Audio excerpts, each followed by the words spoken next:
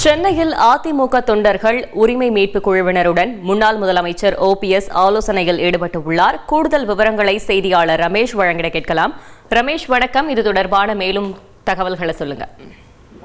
வணக்கம். முன்னாள் முதலமைச்சர் O பன்னீர்செல்வம் சென்னை ராயப்பேட்டையில் இருக்கக்கூடிய தனியார் நட்சத்திர விடுதியில அதிமுக தொண்டர்கள் உரிமை மீட்பு குழுவோட மாவட்ட செயலாளர்கள் நிர்வாகிகளோடு ஆலோசனை கூட்டம் நடத்தி வருகிறார். இன்று நாளை என 2 நாட்கள் இந்த ஆலோசனை கூட்டத்துக்கு திட்டமிடப்பட்டிருக்கு. இன்றைக்கு மாலை நடைபெறக்கூடிய இந்த ஆலோசனை கூட்டத்துல தருமபுரி, திருவண்ணாமலை, விழுப்புரம், கடலூர், மயிலாடுதுறை, நாகப்பட்டினம், புதுச்சேரி மாநிலத்தை சேர்ந்த நிர்வாகிகள் அப்படின்னு 100கணக்கான நிர்வாகிகள் பங்கேற்றிருக்கிறாங்க. நாளைக்கும் அதே மாதிரி ஏராளமான மாவட்டத்தை சேர்ந்த நிர்வாகிகள் பங்கேற்க போறாங்க. அதிமுக தொண்டர் உரிமை மீட்பு குழுவோட வளர்ச்சி பணிகள், அதே மாதிரி 2026 சட்டமன்ற தேர்தல் பணிகள் தொடர்பா OPS ஆலோசனையில் ஈடுபட்டு வருவதா சொல்லப்படுது.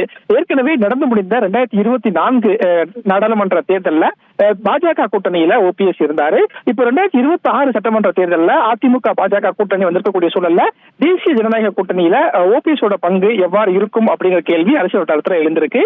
முன்னாள் அமைச்சர் வைத்திலிங்கத்திடம் இதை பத்தி கேட்ட போது தேசிய ஜனநாயக கூட்டணியில எங்களுடைய பங்கை தவிர்க்க முடியாது அப்படின்னு சொல்லியிருந்தாரு.